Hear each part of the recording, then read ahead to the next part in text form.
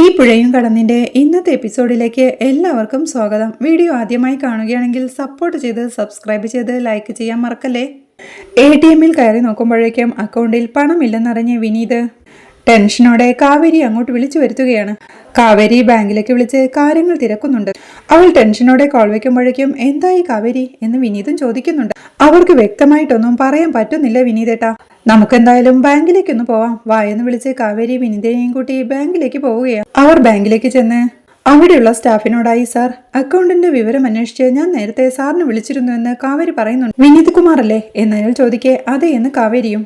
50 ലക്ഷത്തിന്റെ ചെക്ക് മാറിയിരുന്നു അല്ലേ? ഞങ്ങൾ ആ അക്കൗണ്ട് ചെക്ക് ചെയ്തിരുന്നു. ഡീറ്റെയിൽസ് മാനേജർ പറയും വരൂ എന്ന് പറഞ്ഞ അയാൾ അവരെ മാനേജറുടെ ക്യാബിനിലേക്ക് കൂട്ടിക്കൊണ്ടു പോവുകയാണ്. അയാൾ വിനീതിനെ ചൂണ്ടി സാർ ഇതാണ് അക്കൗണ്ട് ഹോൾഡർ എന്ന് പറയേ വിനീത് കുമാർ അല്ലേ എന്ന് മാനേജറും ചോദിക്കുന്നുണ്ട്. അതെ, കഴിഞ്ഞ ദിവസം ഇവിടെ വന്ന ചെക്ക് മാറിയത് എന്ന് വിനീത് പറയേ ഇപ്പൊ അക്കൗണ്ടിൽ പണമില്ലെന്ന് പറയുന്നു. വിനീതേട്ടൻ അതിന്ന് 1 രൂപ പോലും എടുത്തിട്ടില്ല സാർ എന്ന് കാവേരിയും ടെൻഷനോടെ പറയുന്നു. ചെക്ക് മാറി അക്കൗണ്ടിലേക്ക് പണം ട്രാൻസ്ഫർ ചെയ്തിരുന്നല്ലോ എന്ന ബാങ്ക് ജീവനക്കാരൻ ചോദിക്കുക. അതെ, പണം വന്നുവെന്ന് മെസ്സേജും വന്നിരുന്നു എന്ന് വിനീത് തന്റെ മൊബൈൽ നോക്കി പറയുന്നുണ്ട്. ആ മെസ്സേജ് കാണിക്കാനായി മാനേജർ ആവശ്യപ്പെടുമ്പോഴേക്കും വിനീത് തന്റെ മൊബൈൽ മാനേജർക്ക് നൽകുകയാ. മാനേജറും മെസ്സേജ് എല്ലാം നോക്കി 50 ലക്ഷം ക്രെഡിറ്റ് ആയ മെസ്സേജിനു താഴെ ആ പണം അക്കൗണ്ടിൽ നിന്ന് പോയ മെസ്സേജും ഉണ്ടല്ലോ, അത് നിങ്ങൾ കണ്ടില്ലേ എന്ന മാനേജറുടെ ചോദ്യം കേൾക്കെ കാവേരിയും വിനീതും ഞെട്ടലോടെ പരസ്പരം നോക്കുകയാണ്. മാനേജർ മൊബൈൽ വിനീതിന് കൊടുക്കുമ്പോഴേക്കും ഇങ്ങതാ വിനീതേട്ട എന്ന് പറഞ്ഞ് കാവേരി ആ മെസ്സേജ് വാങ്ങി നോക്കുകയാണ്. ആ മെസ്സേജ് കണ്ട് അവളും അയ്യോ വിനീതേട്ട ഇത് എന്താ എന്ന് ചോദിക്കേ ഞാൻ ശ്രദ്ധിച്ചില്ല കാവേരി, പണം വന്ന മെസ്സേജ് വീണ്ടും വന്നുവെന്നാ ഞാൻ കരുതിയതെന്ന് വിനീത് പറയുന്നു. കാവേരിയും മാനേജറോടായി സാർ വിനീതേട്ടൻ അക്കൗണ്ടിൽ നിന്ന് പണം എടുത്തിട്ടില്ല, പിന്നെ എങ്ങനെ പണം ഡെബിറ്റ് ആവും, അതും 50 ലക്ഷം ഒറ്റയടിക്ക് എന്ന് ചോദിക്കേ അക്കൗണ്ട് ഡീറ്റെയിൽസ് ആർക്കെങ്കിലും കൊടുത്തിരുന്നോ എന്ന് ബാങ്ക് ജീവനക്കാരനും ചോദിക്കുന്നു. ഇല്ല സാർ എന്ന് വിനീത് പറയേ നന്നായിട്ടൊന്ന് ആലോചിച്ച് നോക്ക് എന്ന് മാനേജർ പറയുന്നുണ്ടെങ്കിലും ഇല്ല സാർ അങ്ങനെയൊന്നും ആർക്കും എന്ന് വിനീത് പറയുമ്പോഴാണ് അന്ന് ബാങ്കിൽ നിന്നൊരു കോൾ വന്ന കാര്യം വിനീത് ഓർത്തെടുക്കുന്നത്. സാർ ഇത് ARB ബാങ്കിൽ നിന്നാണേ. വിനീത് കുമാർ സാറല്ലേ? ഇത് അക്കൗണ്ട് വെരിഫിക്കേഷന്റെ ഭാഗമായി വരുന്ന കോളാണേ. സാർ ഞങ്ങളുടെ ബാങ്കിൽ നിന്ന് ഒരു ചെക്ക് മാറിയിരുന്നില്ലേ? നിങ്ങളുടെ ATM കാർഡിന്റെ പിന്നിൽ ഒരു 16 അക്ക നമ്പർ ഉണ്ട്, അതൊന്ന് പറയാവോ എന്നയാൾ ചോദിക്കുന്നതും വിനീത് ആ നമ്പർ പറഞ്ഞു കൊടുത്തതും വിനീതിന്റെ മൊബൈലിലേക്ക് വന്ന OTP അവൻ പറഞ്ഞു കൊടുത്തതുമെല്ലാം അവനൊരു ഞെട്ടലോടെ ഓർത്തെടുക്കുക. പരിഭ്രമത്തോടെ നിൽക്കുന്ന അവനെ കണ്ട് വിനീതേട്ട എന്താ എന്ന് കാവേരി ചോദിക്കുന്നു. വിനീതും മാനേജറോടായി സാർ ഒരാൾ വിളിച്ചിരുന്നു എന്ന് പറയേ ആളെന്താ ചോദിച്ചതെന്ന് മാനേജറും. അക്കൗണ്ട് വെരിഫിക്കേഷൻ എന്ന് പറഞ്ഞാ വിളിച്ചത് എന്ന് വിനീത് പറയേ എന്നിട്ട് എന്ന് മാനേജർ ചോദിക്കുന്നുണ്ട്. എന്റെ ATM കാർഡിന്റെ പുറകിലെ നമ്പർ ചോദിച്ചു എന്നവൻ പറയേ എന്നിട്ട് പറഞ്ഞു കൊടുത്തോ എന്ന് മാനേജറും. കൊടുത്തു സാർ എന്നവൻ പറയേ ഫോണിലേക്ക് ഒരു OTP വരുമെന്ന് പറഞ്ഞില്ലേ എന്ന് മാനേജർ ചോദിക്കുന്നു. പറഞ്ഞു സാർ എന്ന് വിനീത് പറയേ എന്നിട്ട് അതും പറഞ്ഞു കൊടുത്തോ എന്ന് മാനേജർ ചോദിക്കുക. പറഞ്ഞു കൊടുത്തു സാർ എന്ന് വിനീത് സങ്കടത്തോടെ പറയേ അയ്യോ എന്താ വിനീതേട്ട ഈ കാട്ടിയത് എന്ന് കാവേരിയും സങ്കടത്തോടെ ചോദിക്കുക. കാവേരി ഇവരുടെ ബാങ്കിൽ നിന്നാ വിളിച്ചത് എന്ന് വിനീത് പറയേ ബാങ്കിൽ നിന്ന് അങ്ങനെ ആരും വിളിക്കില്ലെന്ന് മാനേജർ. ബാങ്കിൽ നിന്നാ പറഞ്ഞത് എന്ന് വിനീത് ടെൻഷനോടെ പറയേ അനിയ അതൊരു തട്ടിപ്പ് കോളായിരുന്നു, അത് മനസ്സിലാക്കാനുള്ള വിവരം പോലും ഇല്ലേ എന്ന് മാനേജർ ചോദിക്കെ OTP ആർക്കും പറഞ്ഞു കൊടുക്കരുതെന്ന് പറഞ്ഞ് ടിവിയിലും പത്രത്തിലും റേഡിയോയിലും സോഷ്യൽ മീഡിയയിലും ഒക്കെ എത്രയാ പരസ്യം കൊടുക്കുന്നത്, എന്നാലും ആൾക്കാർക്ക് ബോധമുണ്ടാവില്ലെന്ന് ആ ബാങ്കിലെ സ്റ്റാഫും പറയുക. കാവേരിയും വിഷമത്തോടെ അപ്പോ ആ പണം പോയോ സാർ എന്ന് ചോദിക്കെ പോയി എന്ന് മാനേജർ ഉറപ്പിച്ചു പറയുകയാണ്. സങ്കടത്തോടെ 50 ലക്ഷവും എന്ന് കാവേരി ചോദിക്കെ അതെ എന്ന് മാനേജർ തലയാട്ടുകയാണ്. അത് കേട്ട് കാവേരിയും അയ്യോ നീള എന്ന് പറഞ്ഞ് സങ്കടത്തോടെ കരഞ്ഞ് നെഞ്ചത്ത് കൈവയ്ക്കുകയാണ്. വിനീതും മാനേജറോടായി പണം എങ്ങനെ പോകും സാർ, ആ വിളിച്ചവൻ ആരെന്ന് പറയേ, അവന്റെ കയ്യിൽ നിന്ന് ഞാൻ തിരിച്ചു വാങ്ങിച്ചോണ്ട് വരാം, ഒരു പൈസയും ബാക്കിയില്ലാതെ എന്ന് വിനീത് പറയുന്നവർക്ക് മാനേജറും പറയുന്നുണ്ട്. ബുദ്ധിമുട്ട് അനിയ, ഇതുപോലെ എത്ര സംഭവങ്ങൾ നടക്കുന്നു, വലിയൊരു നെറ്റ്വർക്ക് അത്, അതിന്റെ പിന്നാലെ ഓടിയാലേ ജീവിതം തീരുകയേ ഉള്ളൂ. ഭോപ്പാലിന്നോ പഞ്ചാബിന്നോ ഒക്കെ ആയിരിക്കും അനിയന് വന്ന കോൾ. അന്വേഷിച്ച് ചെല്ലുമ്പോഴേ ആ സിമ്മിന്റെ ഉടമസ്ഥൻ മരിച്ചിട്ട് വർഷങ്ങളായി കാണും. പണം മാറ്റുന്ന അക്കൗണ്ടിന്റെ കാര്യവും അങ്ങനെയൊക്കെ തന്നെയാ എന്ന് അദ്ദേഹം പറയേ പിന്നെ എന്തു ചെയ്യണം സാർ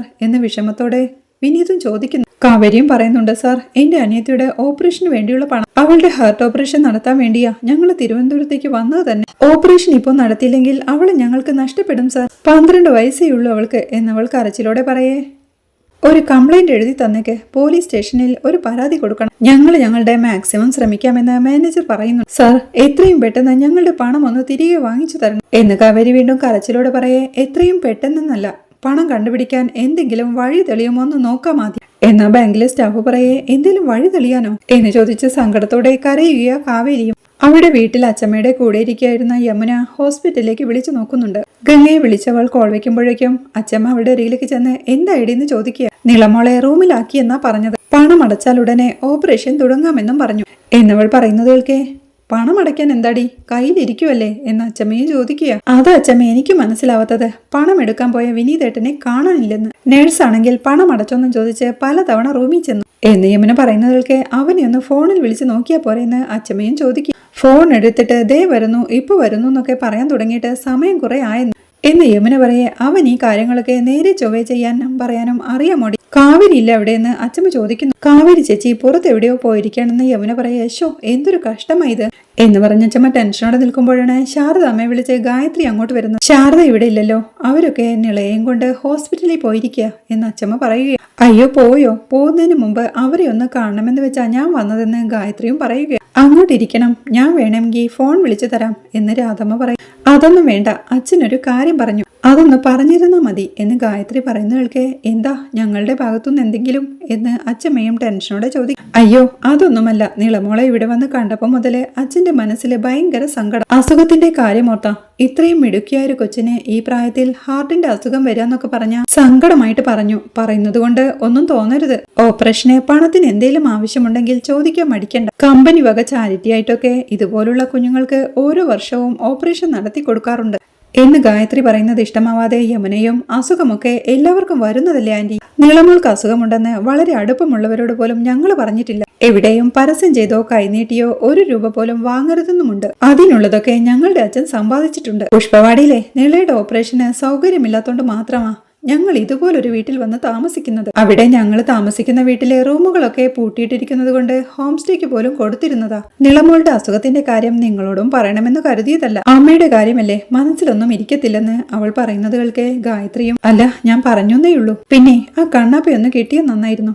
കുറച്ച് പലഹാരം ഉണ്ടാക്കാൻ നോക്കിയപ്പോ കണ്ണപ്പ കാണുന്നില്ല എന്ന് ഗായത്രി പറയേ. അതിനെന്താ, ഇവിടെ ഇരിക്കുന്നതെല്ലാം നിങ്ങളുടെ സാധനങ്ങളല്ലേ എന്ന് രാധമ്മ പറയുമ്പോഴേക്കും യമുന അവിടുന്ന് പോവുകയാ. അയ്യോ അങ്ങനെയൊരു അവകാശത്തിന്റെ പേരിൽ ചോദിച്ചതല്ല, ഇവിടെയുള്ളതൊക്കെ നിങ്ങളുടെ സ്വന്തമായിട്ട് കരുതണമെന്നാ അച്ഛൻ പറഞ്ഞിരിക്കുന്നത്. ഉപയോഗം കഴിഞ്ഞിട്ട് തിരിച്ചു തരാമെന്ന് ഗായത്രി പറയെ. വിരുന്നുകാരെങ്കിലും ഉണ്ടോ എന്ന് രാധമ്മയും ചോദിക്കുക. ആ ഒരു കൂട്ടര് വരുമെന്നുള്ള പ്രതീക്ഷയില്ല എന്ന് ഗായത്രി പറയുമ്പോഴേക്കും ഗായത്രി ആ കണ്ണപ്പ അവൾക്ക് കൊണ്ട് കൊടുക്കുന്നുണ്ട്. ശരി മോളെ, ഇന്ന് തന്നെ തിരിച്ചു തരാട്ടോ എന്ന് ഗായത്രി പറയെ. അതൊക്കെ നിങ്ങളുടെ ഇഷ്ടം പോലെ എന്ന് രാധമ്മ പറയുന്നവൾക്ക് ശരിയെന്ന് പറഞ്ഞ് ഗായത്രി അവിടുന്ന് പോവുകയാ. അവൾ പോയി കഴിയുമ്പോഴേക്കും രാധമ്മ യമുനയോടായി അത്രയും കടുപ്പിച്ച് പറയണ്ടായിരുന്നു എന്ന് പറയുന്നുണ്ട്. പിന്നല്ലാതെ കണ്ണപ്പ വേണമെങ്കിലേ അതങ്ങ് പറഞ്ഞാൽ മതി, എന്തിനു വെറുതെ തള്ളി മറിക്കാൻ നിൽക്കുന്നേ എന്ന് യമുനയും പറയുന്നുണ്ട്. അയ്യോ ഒന്ന് പതുക്കെ പറ, അവര് കേൾക്കും എന്ന് രാധമ്മ അവളെ വഴക്കു പറയുക. കേൾക്കുന്നെങ്കിൽ കേൾക്കട്ടെ, ഇവിടെ വന്നപ്പോ മുതൽ സഹിക്കുന്നതാ അവളുടെ ഒരു പൊങ്ങച്ചം. അവരുടെ അച്ഛന്റെ കയ്യിൽ പണമുണ്ടെങ്കിലേ അവർക്ക് കൊള്ളാം. നമ്മൾ ഈ വീട്ടിൽ വന്ന് കിടക്കുന്നതുകൊണ്ടേ ഗതിയില്ലാത്തവരാണെന്നൊന്നും കരുതണ്ട എന്ന് ദേഷ്യത്തോടെ പറഞ്ഞ് യമുന എവിടുന്ന് പോവുക. പിന്നീട് നരേന്റെ വീട്ടിലെ അടുക്കളയിൽ പരിപ്പുവട ഉണ്ടാക്കിക്കൊണ്ട് വരികയാണ് ശാരി. അവൾ ഡൈനിങ് ടേബിളിൽ അരിയിൽ നിൽക്കുന്ന ഗായത്രിയുടെ അരികിലേക്ക് ചെന്ന് ഉപ്പുണ്ടോ നോക്കി ആന്റി, ചൂടുണ്ടേ എന്ന് പറഞ്ഞ് പരിപ്പുവടയുടെ ബൗൾ ഗായത്രിയുടെ കയ്യിലേക്ക് കൊടുക്കുമ്പോഴേക്കും അവൾ അതിൽ നിന്ന് കുറച്ചെടുത്ത് കഴിച്ചു നോക്കി. പാകത്തിനുണ്ട്, മൂപ്പ് ഇത്രയും വേണമെന്നില്ലടി, പരിപ്പുവട കഴിക്കുമ്പോൾ കല്ല് പോലെ ഇരിക്കരുത്. ഇനി ഉഴുന്നുവട അവർ വന്നിട്ട് ചെയ്താൽ മതി, ചൂടോടെ കഴിക്കുന്നതാ സ്വാദ് എന്നവൾ പറയുമ്പോഴേക്കും അങ്ങോട്ട് വരുന്ന ശിവരാജനും അവരെ ശ്രദ്ധിച്ച് കാര്യമായിട്ട് ആരോ വരുന്നുണ്ടല്ലോ, എന്നിട്ടും ഞാനൊന്നും അറിഞ്ഞില്ലല്ലോ എന്ന് ചോദിക്കുന്നു. അതെന്നൊരു കൂട്ടർ വരുന്നുണ്ട് ശിവേട്ടാ എന്ന് ഗായത്രി പറയുന്ന കേൾക്കെ. കൂട്ടരോ എന്ന് ശിവരാജനും. ആ നമ്മുടെ നരേന്റെ പെണ്ണു വീട്ടുകാര് എന്ന് ഗായത്രി പറയുന്ന കേൾക്കെ. അതിന് അവന്റെ കല്യാണം കഴിഞ്ഞിട്ടില്ലല്ലോ, പിന്നെ അവൻ എവിടുന്ന പെൺവീട്ടുകാര് എന്ന് ശിവരാജനും ചോദിക്കുക.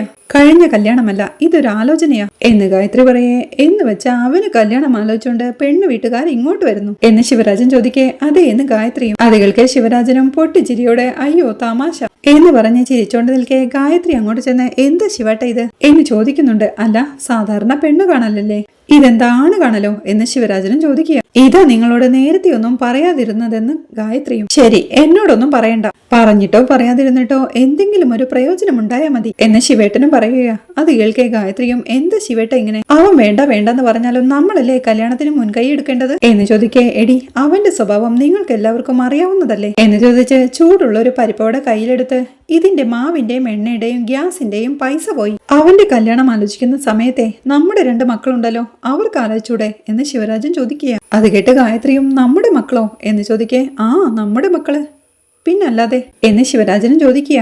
നരേന്റെ ഇളയതല്ലേ അവര്, അവന്റെ കാര്യം കഴിഞ്ഞിട്ട് ആലോചിക്കാമെന്ന് ഗായത്രിയും പറയുകയും. എടി, അവന് കല്യാണം വേണ്ട വേണ്ടെന്ന് പറഞ്ഞിട്ട് പിന്നെ നിങ്ങൾക്ക് എന്താ ഇത്ര തിടുക്കം എന്ന് ശിവരാജൻ ചോദിക്കേ. അച്ഛന്റെയും അമ്മയുടെയും പ്രായം കഴിഞ്ഞ നരേന് പിന്നെ ആരുണ്ടാവുമെന്നാ അവര് ചോദിക്കുന്നത് എന്ന് ഗായത്രിയും പറയുകയാ. അതെന്തുവാടി, അവരുടെ കാലം കഴിഞ്ഞ അവൻ നമ്മളില്ലേ എന്ന് ശിവരാജൻ ചോദിക്കേ. നിങ്ങളുടെ സ്വഭാവം നല്ലതുപോലെ അറിയാവുന്നുണ്ടാ അവര് കല്യാണത്തിന് തിരക്ക് കൂട്ടുന്നത്, കഷ്ടം എന്ന് പറഞ്ഞ് ഗായത്രി പോയി ആ പരിപ്പോടെയെല്ലാം ഒരു കാസറോളിലേക്ക് മാറ്റുകയാണ്. പരിപ്പുവട കഴിച്ച് വാ പൊള്ളിയ ശിവരാജനും അയ്യോ എന്ന് നിലവിളി ഒരു മുടിഞ്ഞ പരിപ്പുവട എന്ന് പറഞ്ഞ് ഗായത്രി എന്ന് നോക്കി വീണ്ടും പരിപ്പുവട കഴിക്കാൻ തുടങ്ങുകയാണ്. 50 ലക്ഷം രൂപ നഷ്ടമായതിന്റെ സങ്കടത്തിൽ കാവേരിയും വിനീതും ഒരു ബീച്ചിലെത്തിയിരിക്കുകയാണ്. കാവേരി സങ്കടത്തോടെ പൊട്ടിക്കരയുമ്പോഴേക്കും വിനീതും കരച്ചിലോടെ സോറി കാവേരി, ഇങ്ങനെയൊക്കെ സംഭവിക്കുമെന്ന് ഞാൻ കരുതിയില്ല. സോറി എന്ന് പറയേ കാവേരിയും ദേഷ്യത്തോടെ. വിനീതേട്ടൻ എത്ര എളുപ്പത്തിലാ അങ്ങനൊരു വാക്ക് പറഞ്ഞത്. സോറി, രൂപ 50 ലക്ഷമാ ഈ കടലെടുത്തതുപോലെ അങ്ങ് മാഞ്ഞു പോയത്. അതുണ്ടായിരുന്നിടത്ത് അതിന്റെ അടയാളം പോലുമില്ല. എത്ര കഷ്ടപ്പെട്ട ജയപാലന്റെ അടുത്തുനിന്ന് അതൊന്ന് വാങ്ങിച്ചെടുത്തത്. വാദിച്ച് വഴക്കിട്ട് കലഹിച്ച് കേസ് നടത്തി എത്ര നാളത്തെ കഷ്ടപ്പാടാ. അച്ഛൻ മരുഭൂമിയിൽ ഹോമിച്ച എത്ര വർഷങ്ങളാ ഒറ്റയടിക്ക് കടലിലേക്ക് ഒഴുകിപ്പോയത്. അച്ഛൻ സമ്പാദിച്ച പണം കൊണ്ടാ നിളയുടെ ഹൃദയം മിടിക്കേണ്ടതെന്ന വാശിയായിരുന്നു എനിക്ക്. എന്നിട്ടത് നടക്കോ? ആ 50 ലക്ഷത്തിന്ന് 1 രൂപയെങ്കിലും ഉപകരിച്ചോ നമുക്ക്? നേരത്തെ ആ പണം ജയപാലൻ കൈയടക്കി വെച്ചെങ്കിലേ ഇപ്പോ അത് നമുക്കറിയാത്ത ഏതൊക്കെയോ ഫ്രോഡുകളുടെ കയ്യില. കുറച്ച് ഒരല്പമെങ്കിലും ശ്രദ്ധിക്കാമായിരുന്നില്ലേ വിനീതേട്ട എന്നവൾ ചോദിക്കുന്നവൾക്ക് സങ്കടത്തോടെ പൊട്ടിക്കരയുക. വിനീതും ഹോസ്പിറ്റലിൽ അഡ്മിറ്റ് ചെയ്തിരിക്കുക നിളയെ. ഓപ്പറേഷന് വേണ്ടത് ലക്ഷങ്ങളാ, നമ്മൾ അത് എവിടെ നിന്നുണ്ടാക്കും വിനീതേട്ട എന്നവൾ വിഷമത്തോടെ ചോദിക്കേ. ആ പണം എങ്ങനെയെങ്കിലും നമ്മുടെ കയ്യിൽ നിന്ന് തട്ടിപ്പറിച്ച ആളുടെ അടുത്തുനിന്ന് വാങ്ങിച്ചെടുക്കാം കാവേരി എന്ന് വിനീതം സങ്കടത്തോടെ പറയേ. എങ്ങനെയാ വിനീതേട്ട, വിനീതേട്ടന് ദൈവം എങ്ങനെ ഡിസൈൻ ചെയ്ത് വെച്ചിരിക്കുന്നത്? എല്ലാം സത്യത്തിന്റെയും നീതിയുടെയും വഴിയിൽ അവസാനിക്കുമെന്ന് വിശ്വസിക്കാൻ. നമ്മൾ കംപ്ലൈന്റ് ചെയ്ത സ്റ്റേഷനിലെ പോലീസുകാർ പറഞ്ഞത് കേട്ടില്ലേ? ദിവസവും ഒരുപാട് കേസുകൾ ഇങ്ങനെ വരുന്നുണ്ടെന്ന്. അതിൽ എത്ര പേർക്ക് പണം തിരിച്ചു കിട്ടി?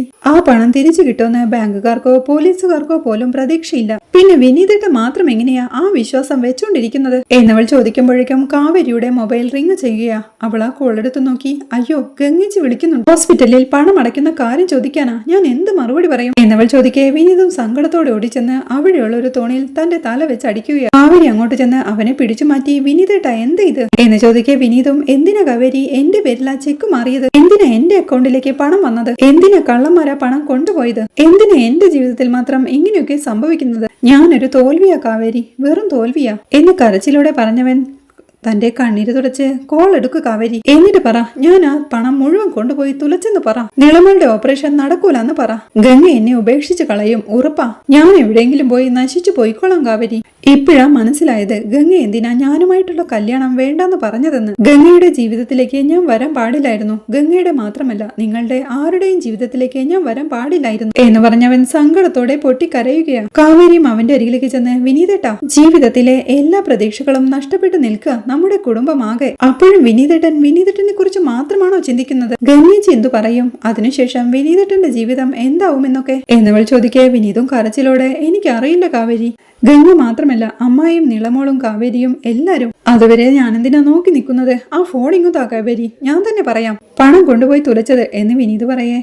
കാവേരിയും ചോദിക്കുന്നുണ്ട്, അതുകൊണ്ട് എന്ത് ഗുണമാ വിനീതേട്ടാ നമുക്കുണ്ടാവാൻ പോകുന്നത്? പണം നഷ്ടപ്പെട്ട വിവരം ഗംഗേച്ചിയോ മറ്റാരെങ്കിലും അറിഞ്ഞതുകൊണ്ട് എന്ത് ഗുണമാ ഉണ്ടാവാൻ പോകുന്നതെന്ന് അവൾ ചോദിക്കേ. പിന്നെ എന്ത് ചെയ്യും കാവേരി? ഹോസ്പിറ്റലിൽ അടയ്ക്കാൻ അവർ പണം ചോദിക്കില്ലേ എന്ന് വിനീതും ചോദിക്കും. ഇല്ലെന്ന് ആരാ പറഞ്ഞത്? പണം നഷ്ടപ്പെട്ടു പോയെന്ന് അവരോടൊന്നും പറഞ്ഞിട്ട് അപ്പോഴും പ്രയോജനമൊന്നും ഇല്ലല്ലോ വിനീതേട്ടാ. പണം ഉണ്ടാക്കണം, 1ഉം 2ഉമല്ല, ലക്ഷക്കണക്കിന് രൂപ. അതുണ്ടാക്കണമെന്ന ചിന്തയില് ഒരു യന്ത്രം പോലെയായി എന്റെ തലച്ചോറ്. അതിനിടയിലെ വിനീതേട്ടനെ സമാധാനിപ്പിക്കാനുള്ള ജോലി കൂടി എന്റെ തലയിൽ കൊണ്ടുവെക്കരുത് പ്ലീസ്. ആർക്കും ആരെയും നഷ്ടപ്പെടണ്ട, അതുകൊണ്ട് മറ്റാരും ഒന്നും അറിയണ്ട. നിളമോളുടെ ഓപ്പറേഷനും നിശ്ചയിച്ച സമയത്തു തന്നെ നടക്കും. പണം അതുണ്ടാക്കണമെന്ന് കാവേരിയും ഉറപ്പിച്ചു പറയുകയാണ്. അപ്പോഴേക്കും നരന്റെ വീട്ടിൽ പെൺവീട്ടുകാർ എത്തിയിരുന്നു. ഇങ്ങോട്ട് വരാൻ പറഞ്ഞതിൽ ഒന്നും തോന്നരുത് കേട്ടോ. നിങ്ങൾക്ക് ഇവിടുത്തെ ചുറ്റുപാടുകളൊക്കെ മനസ്സിലാക്കിയിരിക്കണമെന്നതുകൊണ്ടാ ഞങ്ങൾ എന്ന് രഘുനാഥ് പറയേ. ഒരു കണക്കിന് അതും നന്നായി. പെണ്ണ് ജീവിക്കേണ്ടത് ഈ വീട്ടിലല്ലേ. ചെറുക്കം വന്ന് ഞങ്ങളുടെ വീട് കണ്ടിട്ട് എന്തിനാ എന്ന് പെൺകുട്ടിയുടെ അച്ഛൻ പറയുന്നുണ്ട്. എന്നിട്ട് ഞങ്ങളുടെ വീടും ചുറ്റുപാടും ഒക്കെ ഇഷ്ടായോ എന്ന് അംബികാമ്മ ചോദിക്കേ ഞങ്ങൾക്ക് ഇഷ്ടായി. ഇനി ചെറുക്കനെ പെണ്ണിനെ കൂടി ഇഷ്ടായാൽ മതിയെന്ന് പെൺകുട്ടിയുടെ അമ്മയും പറയുകയാ. അത് കേൾക്കെ ഗായത്രി സന്തോഷത്തോടെ ശിവരാജനെ നോക്കി ചിരിക്കുക. ആട്ടെ ചെറുക്കൻ എവിടെയെന്ന് പെൺകുട്ടിയുടെ അച്ഛൻ ചോദിക്കേ. അവൻ ഓഫീസിൽ നിന്ന് വന്നോണ്ടിരിക്കുക എന്ന് പറഞ്ഞ അംബികാമ്മ രഘുനാഥിനോടായി ഒന്നുകൂടൊന്ന് വിളിച്ചു നോക്കാൻ പാടില്ലായിരുന്നു എന്ന് ചോദിക്കുന്നുണ്ട്. എത്താനായെന്നാ വിളിച്ചപ്പോ പറഞ്ഞത് എന്ന് രഘുനാഥ് പറയുമ്പോഴേക്കും എന്റെ കാർ വീടിന്റെ മുറ്റത്ത് വന്ന് നിൽക്കുകയാ. കാറിന്റെ ശബ്ദം കേട്ട് അവൻ വന്നതാണെന്ന് തോന്നുന്നു, ഞാൻ പോയി നോക്കിയിട്ട് വരാമെന്ന് പറഞ്ഞ് ഗായത്രി പുറത്തേക്ക് ഇറങ്ങി ചെല്ലുകയാ.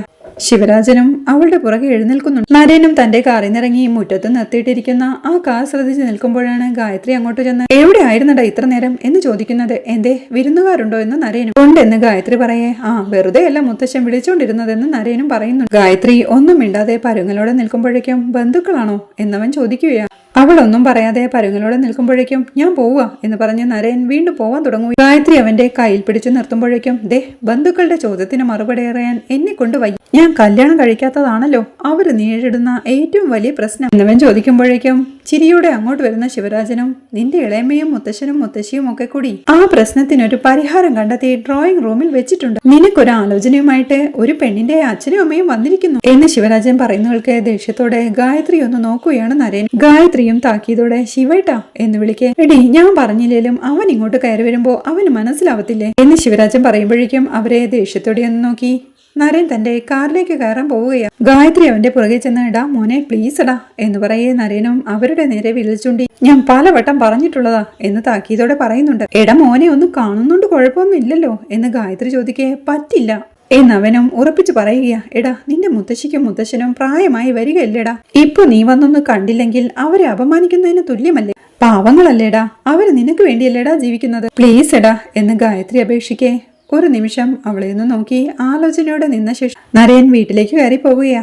അത് കണ്ട് ശിവരാജനും എടി അവന് താല്പര്യമില്ലെങ്കിൽ പിന്നെ എന്തിനെങ്ങനെ നിർബന്ധിക്കുന്നത് എന്ന് ചോദിക്കേ. എന്നിട്ട് അവൻ കല്യാണം കഴിക്കാതെ നിൽക്കട്ടെ എന്ന് അല്ലേ എന്ന് ഗായത്രിയും ചോദിക്കുന്നുണ്ട്. പിന്നല്ലാതെ എടി ഞാൻ മറ്റുള്ളവരുടെ അവകാശങ്ങളെ മാനിക്കുന്നയാളാ. അവൻ കല്യാണം കഴിക്കാതെ ബാച്ചിലറായി നിൽക്കാനുള്ള അവന്റെ അവകാശത്തെ ഞാൻ മാനിക്കുന്നു എന്ന് ശിവരാജൻ പറയേ. ആണോ, ആ മനസ്സിനെ ഞാനും മാനിക്കുന്നു. നരേൻ കല്യാണം കഴിക്കാതെ നിന്നാലേ ഈ സ്വത്തും കൂടി വെട്ടി വിഴുങ്ങാമെന്നുള്ള മനപ്പായസമാണല്ലോ അതിന്റെ പുറകില്. തൽക്കാലം അതിനുള്ള വെള്ളം അടുപ്പത്ത് തന്നെ ഇരിക്കട്ടെ എന്ന് താക്കീതോടെ പറഞ്ഞവൾ അകത്തേക്ക് കയറി പോകുമ്പോഴേക്കും ദേഷ്യത്തോടെ അവളെ നോക്കി നിൽക്കുന്ന ശിവരാജനെ കാണിക്കുന്നിടത്താണ് ഈ എപ്പിസോഡ് അവസാനിക്കുന്നത്. വീഡിയോ ഇഷ്ടമായാൽ സപ്പോർട്ട് ചെയ്ത് സബ്സ്ക്രൈബ് ചെയ്ത് ലൈക്ക് ചെയ്യാൻ മറക്കല്ലേ.